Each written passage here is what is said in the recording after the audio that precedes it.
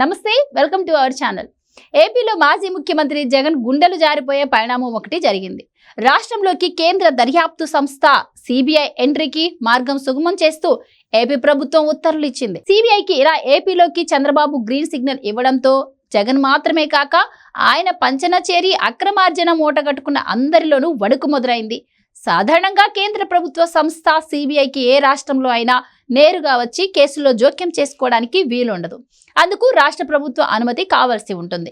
కేంద్ర సంస్థలు, ఉద్యోగులు, ప్రైవేటు సంస్థలపై రాష్ట్ర అనుమతి లేకుండా విచారణ చేపట్టేలా ఏపీ సర్కార్ మంగళవారం రాత్రి ఓ గెజిట్ రిలీజ్ చేసింది. అలాగే రాష్ట్ర ప్రభుత్వ ఉద్యోగుల విషయంలో సిబిఐ విచారణ చేపట్టే ముందు తమ నుంచి తప్పకుండా అనుమతి పొందాలని గెజిట్ లో పేర్కొంది. ఈ ఉత్తర్వులు గత జూలై 1 నుంచి అమల్లోకి వచ్చినట్లుగా ప్రభుత్వం పేర్కొంది. దీంతో ఇక సిబిఐ ఏపీలో యథేచ్ఛగా పనిచేయగలుగుతుంది. ఢిల్లీ ప్రత్యేక పోలీస్ వ్యవస్థాపక చట్టం 1946లోని సెక్షన్ 3 ప్రకారం సిబిఐ విచారణ పరిధిని పెంచుతున్నట్టు ఏ గెజిట్ ను విడుదల చేశారు. అయితే టీడీపీ తొలుత అధికారంలో ఉన్న సమయంలో 2019కి ముందు చంద్రబాబు సిబిఐని రాష్ట్రంలోకి రానివ్వకుండా చేశారు. రాజకీయ ప్రత్యర్థులపై కేంద్రం సిబిఐతో సహా కేంద్ర సంస్థలను ఉపయోగించుకుంటోందని చంద్రబాబు అప్పట్లో ఆరోపించారు. ఇప్పుడు అనుమతి ఇవ్వడంతో జగన్ ఇరుకన పెట్టేందుకే సిబిఐకి రాష్ట్రంలో అనుమతి ఇచ్చారు అనే అభిప్రాయం వ్యక్తమవుతోంది.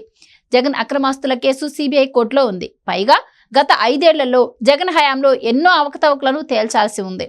దీని కారణంగానే సిబిఐకి అనుమతిస్తూ చంద్రబాబు ఉత్తర్వులు ఇచ్చారని అనుమానం వ్యక్తం చేస్తున్నారు. దేశంలో రైల్వే శాఖ పరిధిలోని భూభాగం తప్ప ఎక్కడైనా సిబిఐ దాడులు దర్యాప్తు చేయాలంటే ఆయా రాష్ట్రాల ప్రభుత్వాలు సాధారణ సమ్మతి ఇవ్వాల్సి ఉంటుంది. దీన్నే జనరల్ కన్సెంట్ అంటారు.